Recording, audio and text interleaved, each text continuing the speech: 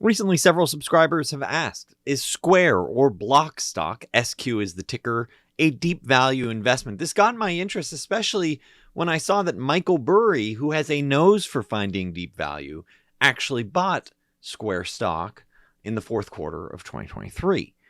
So, and you look at what's gone on with Square, Block, it's up about 50% in the last 6 months, about, closer to 100% from its low. But, you might say, well, wait a second, how is it possible for it to be deep value when it's rallied so much? You zoom out a bit and you see, it's still down roughly 70% in the last 3 years. So it's been on quite a ride. And despite this painful ride for shareholders, you are looking at a business where underlying gross profit, now some of this is due to acquisitions, we'll talk about that in a second, but their underlying gross profit is up significantly, from $1.3 billion in 2018 to $7.5 billion in gross profit in 2023. And you could see the key contributors of this. You have corporate and other, which is fairly insignificant. I'm really not going to talk about that component in this video. And it's really Cash App and Square, and Cash App is the biggest piece. And despite generating $7.5 billion in gross profit, this management just can't seem to figure it out. Like, how do you go from $7.5 billion in gross profit to still managing to burn hundreds of millions of dollars in operating income? Like, I'm thinking, it honestly reminds me of when Elon Musk was going around Twitter, which he had just acquired from Jack Dorsey. Jack Dorsey founded Twitter. Jack Dorsey also founded Square. Jack Dorsey's CEO of Square. Elon Musk was like holding up these shirts in Twitter headquarters, like, where is everybody? How come people aren't working? And like the shirt said, like, stay woke. And I'm thinking, like, even though he talks a serious game about improving profitability, it's like, stay woke, stay broke over here. They can't figure out how to generate real profitability. I mean, it's shocking to me that after everything, and then they're like, well, wait a second, you got to focus on this adjusted operating income of $351 million when you consider like amortization charges. That's sort of fair. I give that, but still, it's so low, from 7.5 billion to 300 million. I mean, what that's a lot of just crazy perks that you're giving your employees, is my bet. Is what's going. It's a lot of funny t-shirts. It's a lot of paid time off for people not working. So looking at the different segments, you have Square, which, doesn't really have a lot of market share in terms of medium-sized businesses, but for the small and micro businesses, it does have a fair stake, from 5 to 13%, where merchants, these micro merchants, are using their platform. And you could see that roughly half of this business is food and drink vendors and retail shops. You might have a mom and pop that's trying to sell, some jewelry, or, they're talking about beauty and personal care, and they just wanted a solution that makes it easy for them to accept credit card. And it's really just grown significantly from that easy accessibility to credit card to, hey, we can offer a lot more. We can help you with banking.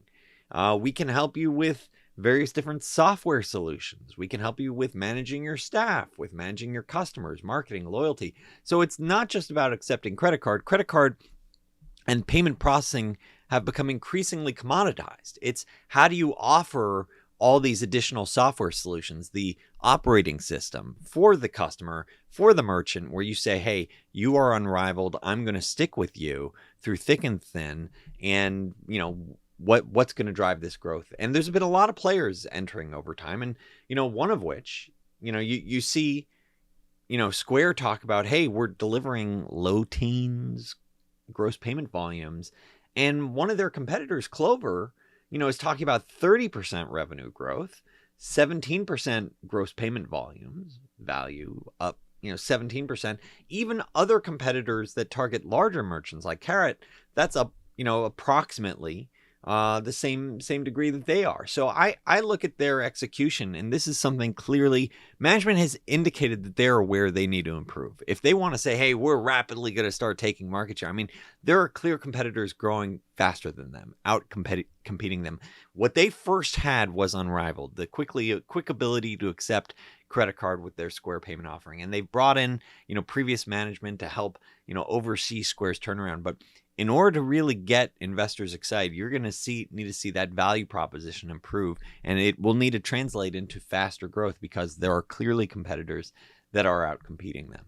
And I think that's worth understanding. When you look at Square, thinking about the valuation, man, I got to say, frankly, and I'm going to talk more about this later, I wish the CFO at Square Block, I wish that there was a different CFO, because the way they report the financials, it's just backwards, or it's just a pain.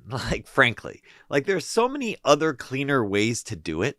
And, they focus on gross profit growth over time versus showing some sort of adjusted sales and talking about, profit margins per second. They just make it so much harder than it needs to be, in my opinion, on how they lay it out. Nevertheless, looking at Square, thinking about maybe they get to teens margins over time. I suspect this could be even better. Once again, there are merchants, there are businesses that have achieved much, much better margins. So I'm sort of, putting them, giving a discount partly because of their historic execution, where it's you have players growing faster with better margins. Help explain that to me. So you have that dynamic, saying 15% operating margin, maybe they get that long term, continue to grow, let's say around 10% over the next few years, give it a market multiple around 20 times, and then Square, this segment alone, is maybe worth somewhere between 30 and 70% of the current market cap for Block. So you can see, okay, this is roughly half the business, but it ignores, it's only focused on this piece. It's not focused on the even bigger piece in terms of gross profit, which is their Cash App. And when you look at the Cash App, this is something where management thinks that they're targeting a $75 billion gross profit opportunity. And that's spread across several different, categories, such as peer-to-peer transfers, where some people say, hey, I got the money, but now I need it instantly. And if you need the cash instantly, in your account, so that way you can go spend on something else, that's when they're going to charge a fee. And then also financial services, they think that's really the huge market. I view this as, I'm not really sure how you're unrivaled here. Thinking about maybe, trading in stocks or using a debit card. Having a no fee savings account, checking account, that type of, setup. I don't quite see it, but clearly this is a huge and growing business for them because the gross profit is growing. A lot of consumers love it. And I do not, once again, use Cash App. If you have a lot of experience using Cash App and want to write about some of the ways that they profit from your experience and why you like them, why they're unrivaled, I'd love to read it in the commentary below. So feel free to leave that, note. But I am truthfully very, very impressed with the penetration rate they have in some of the demographics. I once again, I'm in the 75% that don't, in terms of millennials, I guess. I think millennials covers people born in the 1980s. And, so I'm looking at this, but it's impressive. Gen Z, 34%, Gen X, 15%. So, I mean, that is a pretty high penetration rate. It's not dominant. It's not like 70%. But it is not insignificant. So that's worth understanding. Looking at Cash App, assuming they can keep the magic going, and keep in mind, this includes their buy now, pay later, Afterpay acquisition. Assuming they're able to keep growing around 20%, last year grew close to 30%, assuming they're able to get to 30% profit margins, once again, nowhere near that, then Cash App could in theory be worth 100% of the market cap to 200%. So in theory, this segment alone could generate 100% upside. And so this, thinking about these different pieces helps me understand why Michael Burry would see the deep value. Is he was probably bottom fishing, when the stock was lower, and thought to himself, hey, I'm able to get this segment completely for free. He was probably getting it where Cash App was effectively the entirety of the business. And then you're like, hey, Square, which is arguably closer to profitability, this is much more interesting. And so, I think that's the deep value case. So is it still deep value now, putting these different pieces together, and where does it go? Where does Jack Dorsey's baby go? First of all, in full disclosure, this is not financial advice. Also, quick plug, recently an Unrivaled Investing subscriber posted in our exclusive Discord that I've recently paid my second annual subscription and couldn't be happier. I've profited enough already to cover the next 20 years of subscriptions. It's not hyperbole. I actually did the math. That's a direct quote. Earlier today, a fan of the channel, also a premium subscriber, asked me if I would offer a multi-year subscription. Personally, at this point, I don't offer a multi-year premium paid subscription. I'm flattered by the ask, but I do expect to raise prices later this year. I expect each year to raise prices. And so now is the time to lock it in. If you're interested, check that out at unrivaledinvesting.com for compelling investment ideas.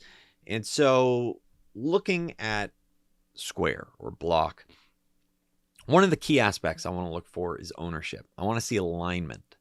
And, I use ownership sort of as a proxy. And this is an important distinction because there's ownership, and Jack Dorsey clearly owns a lot of Square stock.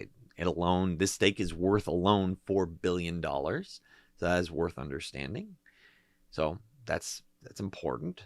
That ownership stake is critical, but it's important to say, what's the difference between ownership and maybe shareholder alignment, or will they be a good capital allocator in the years ahead? And what's the alignment in terms of the values? Are they just looking to do empire building where they buy random things at random prices, or are they actually, is it the Warren Buffett, I take pride in this painting, and my goal is to grow book value per share at X rate over time?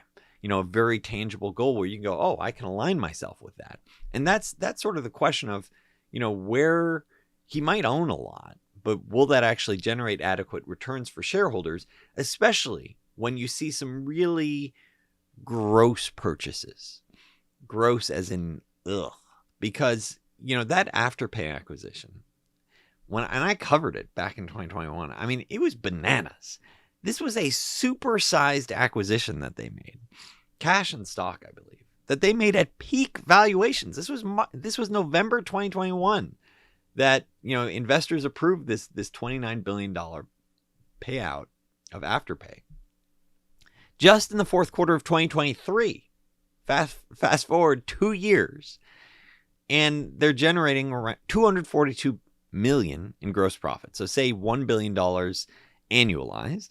So they paid 29 times 2 years forward gross profit versus Square, which is currently, or Block, which is currently trading at a valuation of 7 times gross profit. So it just, in my opinion, it's bananas. And if you can't have a management where you trust them implicitly to be a good steward of your capital, then you could have another stupid, payment in the future where you're just saying, hey, I'm going to pay. And I don't want to be harsh and use the word stupid. So it's just that you could have something where it's like, hey, we're going to pay for monkey pictures in the future. And all of a sudden this is going to be worth a lot. Maybe I'm being too harsh here, but once you do this and you're like, okay, do you have a clear understanding of capital allocation? And I'd argue when you get dancing in the middle of the mania that was in 2021, it reflects that you do not have the capital allocation skills, the social awareness to be a really great capital allocator over time, in my opinion. If someone has a different view, I'd love to hear it. And I think further, this is a much smaller deal, but it was only around, $200-300 million versus $29 billion. But like he also bought this music service, which was also a disaster. Tidal, which, it's okay. So are you running Square for your own benefit? Is it for the shareholders? So even though he has this $4 billion stake, I think, at the end of the day, there's this question of, is there just going to be more outrageous purchases in the future? Not sure. Now, management is saying, hey, we're finding religion about, how many people we want to have at our company. And they honestly, it's just absurd. They talk about like, in 2024, our goal is to deliver an improvement from the rule of 29 we achieved in 2023. Okay. So what venture capital world does is they have these rules of 40 where it's tied to growth and profitability and saying, hey, if you're not profitable, then you should be showing at least that 40% growth. And if you have less than 40% growth, then you should make up for it with the profitability. So that way you're hitting it. So they're talking about, well, rule of 29. No one talks about rule of 29. Like, it's just like, this is once again, what language are you speaking? This is, who does this? Like, Warren Buffett, in his multi-decade track record of, outperformance. First of all, he never made like peak acquisitions that were just like bet the whole company, $29 billion. Keep in mind, this is a $50 billion company now. That acquisition of Afterpay is still more than half their current market cap, for context. And, so you never see in Buffett's letters, rule of 29. It's always focused on the actual fundamentals of this business. So they are talking about, okay, we expect to get to rule of maybe 40 by 2026, and they expect adjusted operating income of $1.15 billion this year. Once again, over a $50 billion market cap versus $1 billion adjusted operating income. And so the valuation, you really have to assume management gets serious about profit margins in the years ahead. Maybe they do. If you put these pieces together, looking at Cash App and Square, ignoring Tidal, ignoring their Bitcoin operations, maybe in the years ahead, you get over 100% upside. It would not surprise me. And keep in mind, this is a hypothetical framework. Of course, stock price can go way higher, way lower. It depends on their execution. It would not surprise me if Square or Block stock is up over 100% in the years ahead. That said, I just think that there are easier plays out there where you could say, hey, I trust management to own it. Like, I would love to see a letter from Jack Dorsey be like, yeah, Tidal was a terrible acquisition and we overpaid for Afterpay. I would love a mea culpa. If you had this sort of soul searching where you said, I made a mistake, I'm going to own it, here's how we're going to fix it going forward, and by the way, maybe we get a new CFO, then I'd be more aligned. And by the way, look, I've called out Fairfax, one of my holdings. That's a company where I certainly think it's much easier for me to get my head around. They have made mistakes too. Look, they once had a big bet on BlackBerry. I mean, BlackBerry was a disaster. But the CEO, Chairman Prem Watsa, he calls it out in his letter. He's like, look, this was a mistake. He owned it. He owned it in 2023. He's like, I made a mistake. Like, you clearly, there's this difference in maybe it's pride that you can't own it. But I would really like to see that. And if he has, or, in some sort of private setting or set transcript, feel free to call it out to me. I'd love to be corrected myself. I'll say, whoops, I got that wrong. It wouldn't surprise me, once again, if Square does well over time, just because it's gotten so beaten up. And there is a lot of potential in these segments.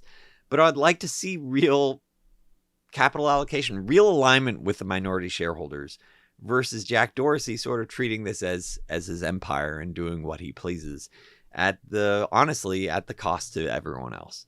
So if you enjoyed this video, please make a point of hitting hit the thumbs up, hit that subscribe button, and thanks so much for tuning in to Unrivaled Investing.